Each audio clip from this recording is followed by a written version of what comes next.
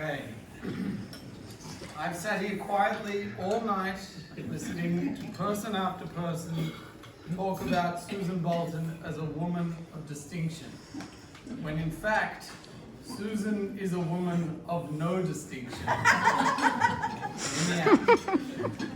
The reason I say this is because as soon as I married Ella, Susan burst into the Yichud room, looked me straight in the eye and said, "I don't make distinctions between children and children-in-law." With that oddly timed one-way conversation, I henceforth became her son and she my mother, which was great news and a significant upgrade from my existing mother, who had recently joined an African drumming circle. And they all lived happily ever after. Or did they? Yes, this grand proclamation was all but laid to waste recently when Mummy announced she would be taking her children to Bali this June to celebrate her 50th wedding anniversary with Philip. Great, I said, as I packed my sarong in a sleeve of morning after pills. No, no, no, not so fast, Susan said. I am only taking my real children. Gasp.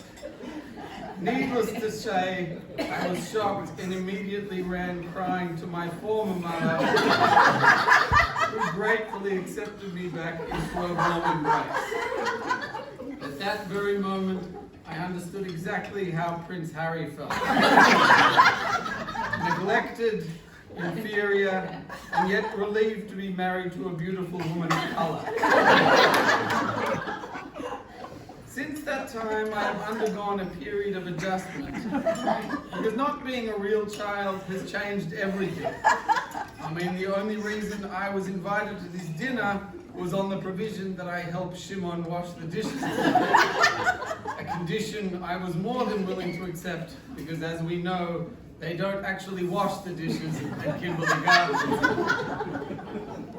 Speaking of dishes, Susan has always hated the trope of children and grandchildren getting up of simchas talking about how they love their mum or their grandma's chicken soup and schnitzel.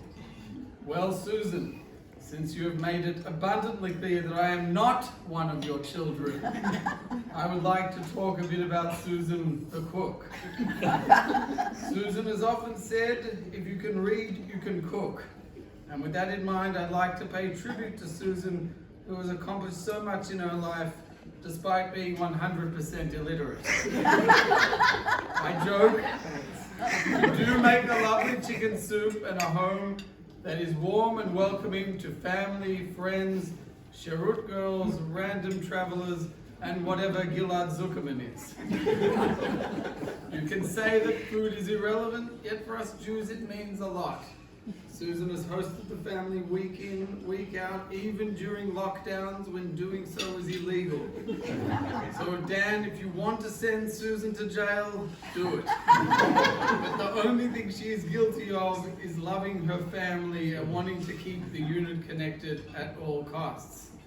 That said, if anyone is videoing, I would just like to go on the record and say that I never attended these lockdowns and find the very idea of a family eating together in Caulfield while 3 people in Coburg have COVID absolutely abhorrent.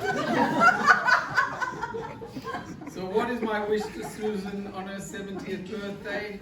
May she get lots of nachas from her real and fake children in life, continue to keep a beautiful, welcoming Jewish home, and enjoy all the pleasures that life has to offer to a true woman of no distinction.